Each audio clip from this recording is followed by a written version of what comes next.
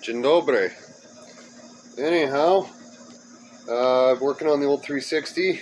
I was sick as a dog all week.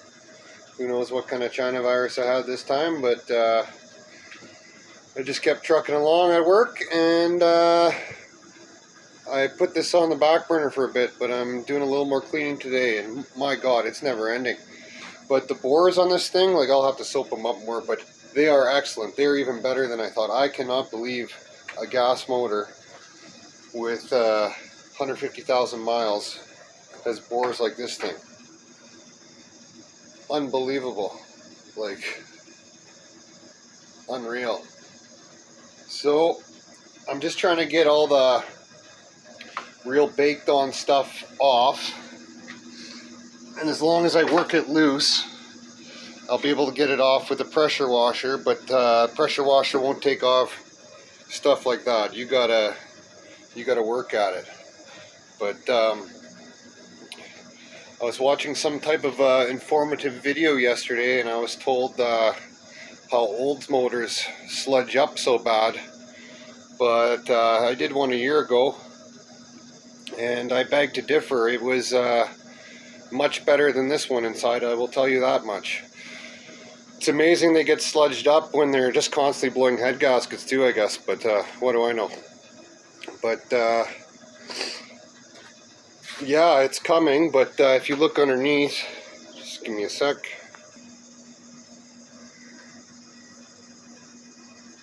This shit is just never ending, but I'm gonna get it all worked loose, and then I'll get out the pressure washer.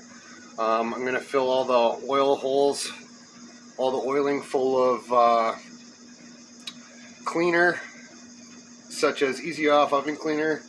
Let it sit, and I'll work it with a brush. I bought a bunch of these brushes. They're probably for cleaning toilets or some bloody thing, but they work really good. They'll squish right down inside, eh? So I will do all that, get everything clean,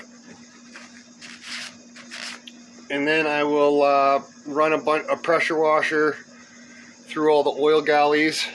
And I was kind of looking at the oil galleys. They got these two little plugs in the front, and they look like they might be a pain in the ass to take out. So I'm thinking, if you guys have done this before, this is my first little mopar experience. Take these plugs out of the back, maybe take a piece of dowel or ready rod or something and knock them out the front. That's what I'm thinking, because I don't want to knock them in the galley itself. But we're starting to see some bare cast. I think I'm going to deburr everything, all the sharp edges. Mike, if you're watching, I'm going to do it alright, but I'm not going to spend the rest of my life doing it. But I'll also probably take these down a bit. I'm not going to go all gung-ho crazy, but I'll get some of the casting flash off, because we're going to be really pushing the limits on this thing.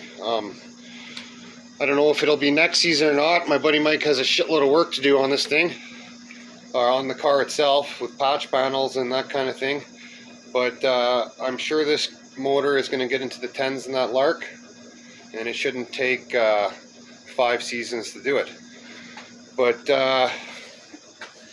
yeah, so what I'm going to do, I'm probably going to call her quits here soon, but I'm going to level the deck off, like so. This way with a level, and then I'll put it this way. I might have to pick it up a little with a come along or something off a rafter. And then I'm going to fill it up with white vinegar and let it sit. And I usually don't keep the heat on in my garage because it's too bloody expensive these days. So what I think I will do is I will put an oil pan heater on the side of the block plugged in, so it'll keep it nice and warm. And then plugged into another breaker, I'll tarp it over, and I'll throw electric heater underneath with the thermostat on it, just in case something happens with the oil pan heater. It will never freeze up. So that's my plan. But no, she's coming along nicely. But yeah, here's a head. Like, it has a fair amount of residue on everything. Like, look, even the rockers. And it's just the kind of shit that it's hard to get cleaned up. But let's go look at an old's head. There's a set of E-heads. Have never been cleaned, ever. These were the heads that were on my 455 I put in my Lark. And I had another set of heads that were just back from the machine shop, so I took these off and I never even touched them. They still got the plugs in them, and they look pretty good to me for an old clapped out head gasket blower. And here's another set there. Those were on my 455 I used to run in my 83 Cutlass. It was a motor straight from the junkyard. It still had the steel shim head gaskets in it. It was a smog motor.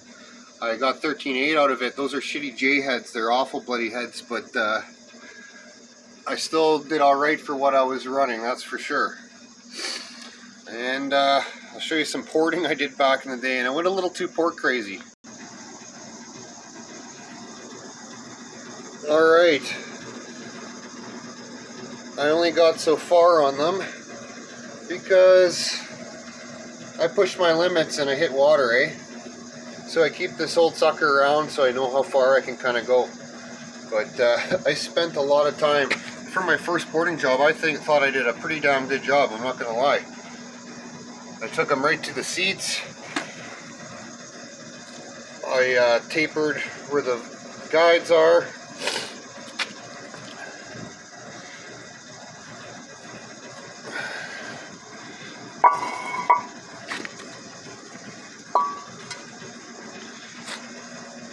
Took everything right to the max on a gasket,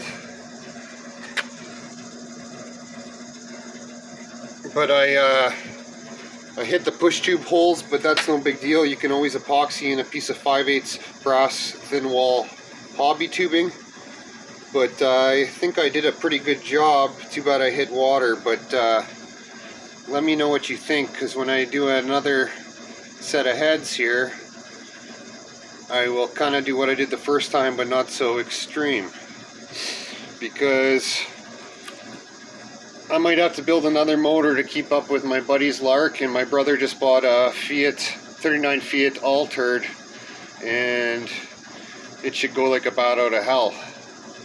But yeah, these heads aren't too filthy either, considering they've never been cleaned.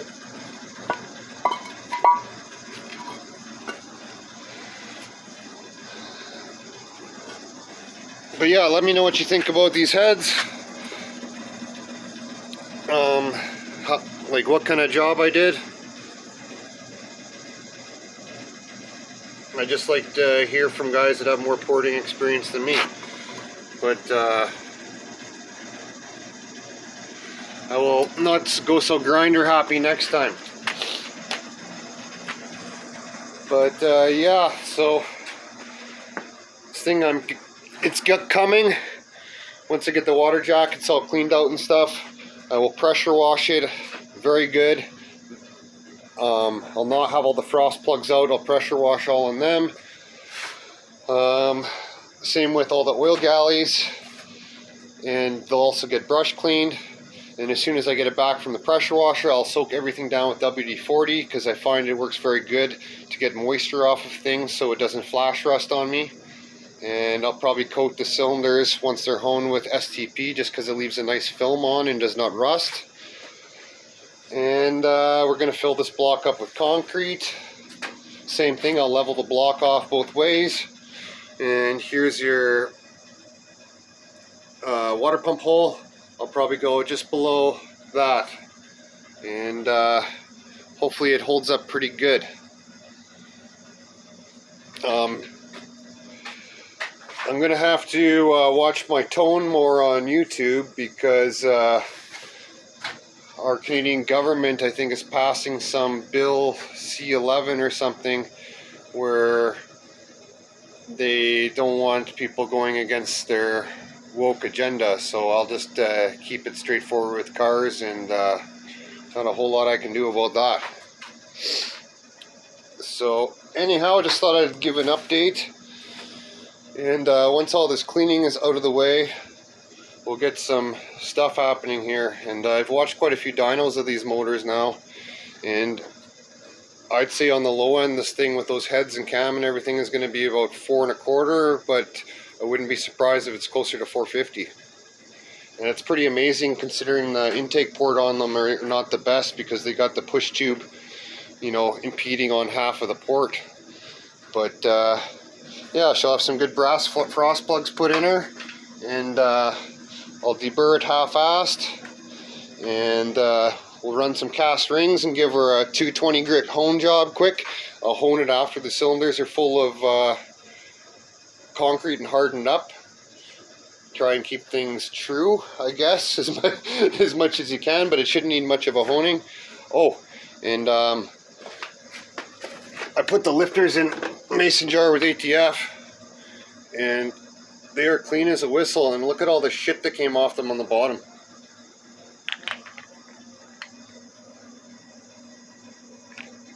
But yeah, they work damn good. And no, that's not rhubarb, that's ATF. So anyhow, she's coming along good. Once the block's clean, do the same procedure to the crankshaft. Clean all the oiling. I'll get it spick and span. Same thing with oil pan. You can spend all the money in the world on these motors, and it don't make one bit of difference if she ain't clean. Oh, one more thing for you Mopar guys. Is there an oil filter available that does not have an oil filter bypass? If there is, let me know. I usually plug the bypasses in my Olds motors and run a great big filter. But I'll have it all clean, but I would rather have one without a bypass because I don't want on first run it to go around the filter at all. You never know what kind of shit you might have in there, and it don't take much to take out a bearing or something like that. If there isn't one, we'll make do, but I was just wondering if there is one, because it's actually, the bypass is actually in the filter in these things, not in the oil filter housing. Alright, have a good time guys, and I'll try and get some more done and keep you updated, but cleaning's 90% of it. The rest is just you know, it's nothing compared to cleaning. Oh, one more thing. I checked the decks on this thing. I used my best square, and I ran it down the deck, and I had my feeler gauges and stuff out, but all I did is put a flashlight behind it, and there is no light anywhere. These decks are as true can be, and I checked it every which way possible. So, yeah. Alright. Have a good one. Till next time.